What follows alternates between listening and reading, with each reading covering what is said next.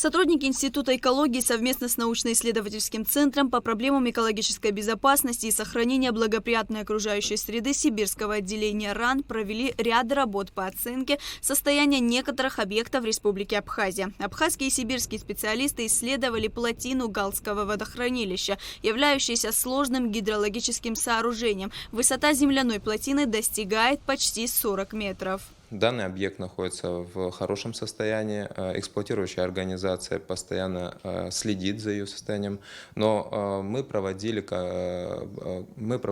электротомографию грунтов и оценивали зоны примыкания. То есть сама плотина, она примыкает к грунтам, к возвышенностям естественного происхождения. И вот на этих территориях обычно и возникают проблемы. То есть проблемы возникают не с самими плотинами, а именно с местом их примыкания.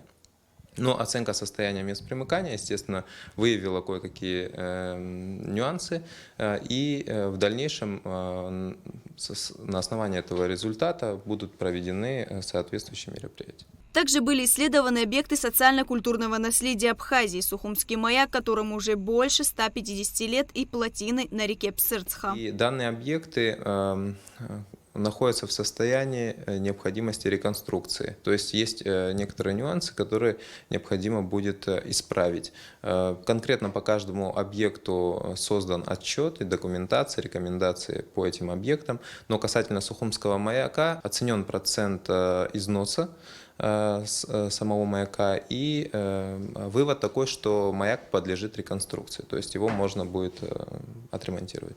Специалисты провели работы и на Гумистинском мосту, исследовали здания Абхазского госуниверситета и Новоафонского монастыря. Всегда, когда здание строится на возвышенности, как Новоафонский храм, как Абхазский государственный университет, это очень красиво, но это несет свои сложности в строительстве и эксплуатации этих сооружений, так как возвышенность и близость к уклонам нарушает устойчивость здания, то есть если уклон будет неустойчив, здание начинает сползать, грубо говоря, и появляются трещины, и эксплуатация таких сооружений усложняется. То же самое, такие же проблемы есть и в Новом Афоне, такие же проблемы в Абхазском государственном университете. Что важно? Важно оценить состояние грунтов вокруг этих зданий, сооружений и при необходимости обеспечить укрепление этих грунтов.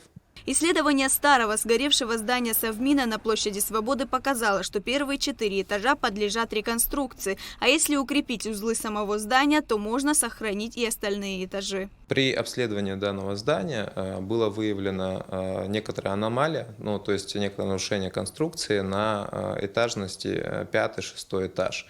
Но данная аномалия, она может быть усилена, то есть этажи можно сохранить. Но если мы убираем до 4 этажа, оставляем только этажность, то разгружается фундамент, естественно, здание будет более устойчивым, но сохранить этажность возможно при условии дополнительных строительных работ по укреплению узлов. Экономически, я думаю, выгоднее сохранить эти площади. Вопрос реконструкции объектов, на которых проводились исследования, будет решаться руководством страны. Все документы переданы в эксплуатирующие организации. Лаура Капш, Михаил Братухин, Абхазское телевидение.